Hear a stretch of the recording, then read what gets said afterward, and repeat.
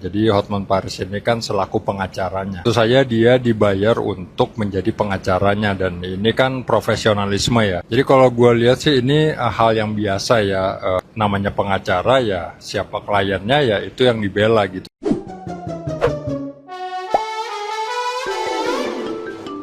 Keputusan Hotman Paris menjadi kuasa hukum ex-Jampi di SUS, Febri Adriansyah, langsung menuai badai kecaman keras. Netizen yang budiman beramai-ramai menghujat Hotman karena dianggap membela pihak yang sanggup membayar ketimbang menegakkan keadilan yang sesungguhnya. Karir sang pengacara dinilai berada di ambang kehancuran akibat hilangnya rasa hormat publik. Keputusan ini memicu perkecewaan besar di media sosial hingga merembet ke ranah keluarga.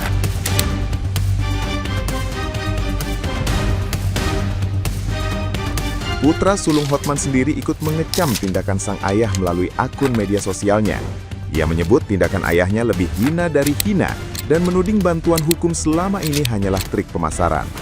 Sang anak bahkan mendesak penutupan lembaga bantuan hukum mereka serta membongkar urusan internal keluarga. Sindiran tajam netizen yang berbakti semakin memperkeruh suasana atas hilangnya empati Hotman Paris.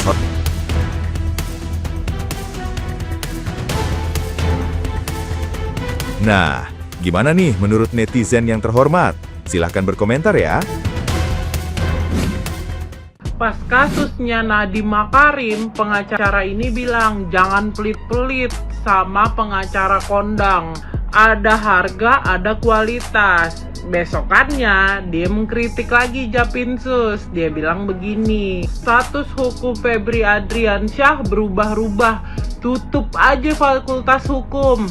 Besokannya lagi, tiba-tiba jadi lawyer resmi Febri Adriansyah. Sambil bilang gini, saya tidak butuh imbalan, saya sudah kaya raya. Siap, paling kaya raya.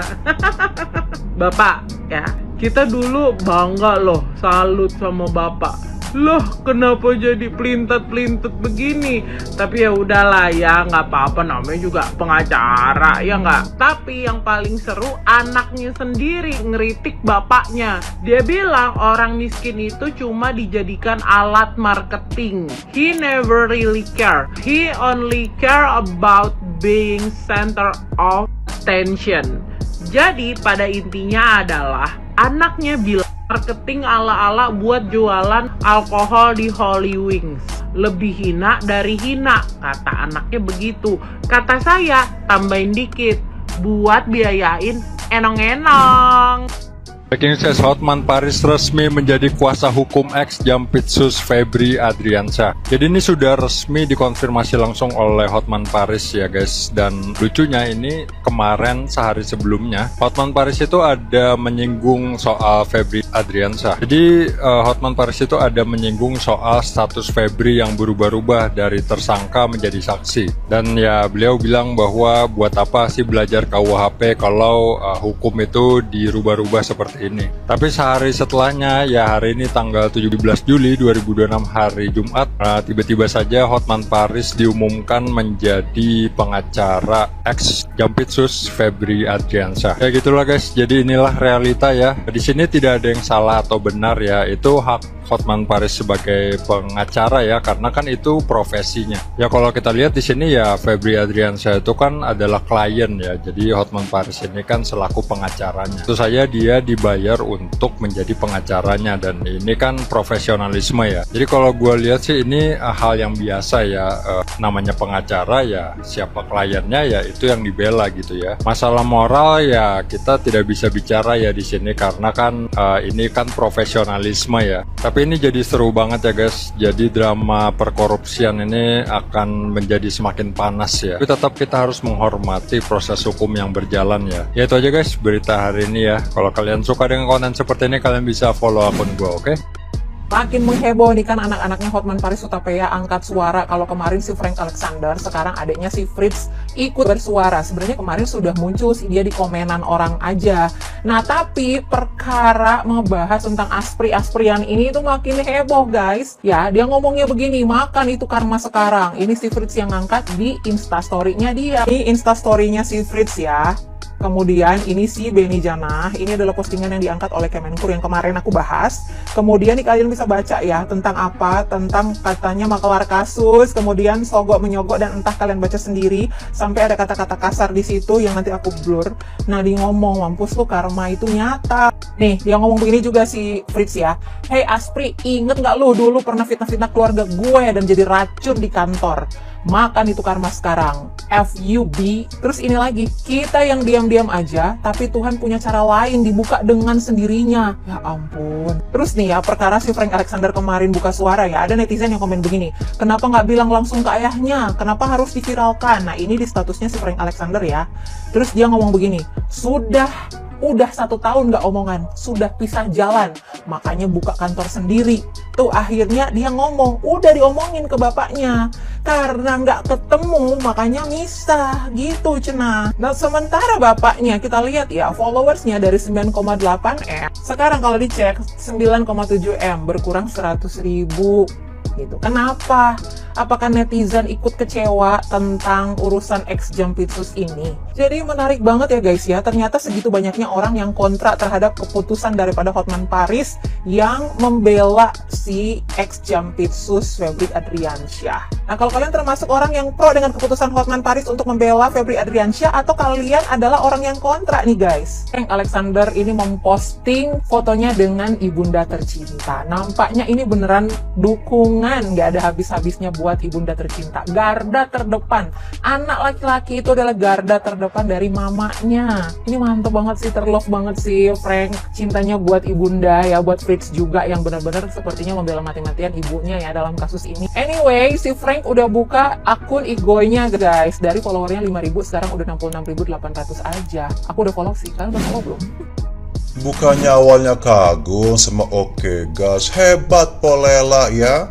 Dia itu bisa tangkap si jagung muda karena perintah oleh Oke Gas. Kalau bukan karena Oke Gas, nggak mungkin bisa terbongkar kasus Mefyong ini. Sekarang berbalik, setelah kita sudah lihat batang emas, kita berbalik. Kenapa nggak minta izin dulu? Nggak etis banget sih. Apalagi jagung muda kan sudah begitu melakukan banyak kebaikan, udah merampas 430 triliun, sudah diserahkan ke Oke Gas. Masa nggak boleh pegang dikit-dikit lah komisinya? Disimpanlah itu komisi loh dari perampasan aset. Sekarang beritanya berubah. Ketika kita melihat batang emas, kita mengatakan ini anak buah disayangin, harus ada perilaku khusus dong. Ini kan menjelekan Oke Gas. Bukannya kembar-kembar kita kagum. Jadi negara ini negara feodal dong. Asal Bapak senang kalau presiden memerintahkan, dan ini adalah pesan untuk investor, untuk orang asing bahwa waduh gila banget, jangan masuk Indonesia. Karena kalau ke Oke Gas nggak suka atau suka, langsung bisa bertindak. Saya hampir bengak begini ya, kok bisa kita sebagai pengacara senior, kita di akhir hidup kita nggak tahu kapan kita jadi begini, membela kejahatan dan berusaha memutarbalikkan kebenaran ini. Katanya juga barang itu bukan milik dia, tapi ada di rumah dia. Ya artinya kan memang ini TPPU ya, pencucian uang. Kalau saya ada barang narkoba di rumah saya atau batang emas punya orang lain titip, ya saya kena. Ini gimana caranya? Ini kasus ringan sih menurut saya, karena tetap aja sih mau 20 tahun seumur hidup, tetap enak kok, tetap bisa bebas jalan-jalan. Ini cuma rekayasa doang. Cuma kita sebagai pengacara, kok sampai segitunya? Mengkhianati diri sendiri, mengkhianati hukum, dan bikin narasi yang blunder dan kontradiksi. No comment. Menurut saya ini bukan pengacara yang patut kita hormati dan menjadi teladan. Sama seperti yang lain. Karena kalau lo mau jadi pengacara, bukan masalah ngerti hukum, tapi lo punya jiwa preman nggak? Kalau lo mau jadi ahli hukum, premanisme, di mana ada uang, lidah lo puterin aja. Hati nurani, sangkal, jadi pendusta. Dusta ditutup dengan dusta. Demi semua apa? Batang emas. Hotman Paris Hutapea. Bang, saya rakyat Indonesia, salah satu rakyat Indonesia yang menyesalkan ucapan Anda atau perkataan Anda yang menyebutkan bahwa Febri Adriansyah, mantan Jampitsus, sebagai jaksa kesayangan Presiden. Waduh, saya menyesalkan, Bang. Saya salah satu pengagum Anda. Saya salah satu orang yang sangat kagum terhadap langkah-langkah hukum Anda sebagai lawyer. Tapi hari ini saya kecewa banget, Bang. Anda mengatakan itu, bahwa Jampitsus adalah jaksa kesayangan Presiden yang sudah mengembalikan uang negara sekian triliun. Ingat, mantan Jampitsus itu kerja bukan sendirian. Ada stafnya di bawahnya. Yang asli kerjanya mah stafnya di bawahnya. Dia hanya peneken tanda tangan, sudah. Ya, Bang, kami kecewa. Bang Hotman, saya malah kagum banget tuh dengan putra Anda, Bang Hotman, yang namanya Fran Hutapea. Berani mengingatkan bapaknya karena langkahnya salah dalam membela. Kenapa? Saya kagum banget nih, kagum banget dengan anak bapak yang namanya Fran Hutapea. Berani mengingatkan bapaknya dengan kalimat, jangan bawa-bawa presiden kalau mau bantu Febri. Kalau mau bantu Febri, jangan bawa presiden. Itu hebat banget. Berarti mengingatkan bahwa presiden adalah milik rakyat Indonesia, bukan milik Febri. Nah, sekali lagi, Bang, ayo Bang, mumpung belum terlanjur, sadar. Anak Anda telah mengingatkan diri Anda loh, Bang. Ya, ayo Bang, ya. Kalau mau bantu Febri, jangan bawa-bawa presiden. Ya, kalau mau bantu Febri, jangan bawa-bawa presiden. Kenapa? Itu sebuah bentuk penekanan kepada Anda, dan juga kami rakyat membuat bentuk penekanan kepada Anda. Ingat, Pasal 28 Undang-Undang Dasar 1945 yang mengatakan bahwa rakyat Indonesia mempunyai kedudukan dan kesetaraan di depan hukum. Jadi sama, Pak. Kalau Bapak mengatakan bahwa Febri Adriansyah adalah jaksa kesayangan sehingga anak presiden, kami rakyat adalah anak yang pertama, anak presiden. Kalau bicara salah nggak hanya Febri, kita tunggu di pengadilan. Anda silakan berjuang untuk membela sampai nanti di pengadilan tok ingkrah, salah atau tidak. Sekali lagi saya ingatkan Bang Hotman, segera ralat, cabut, dan mohon maaf kepada rakyat Indonesia.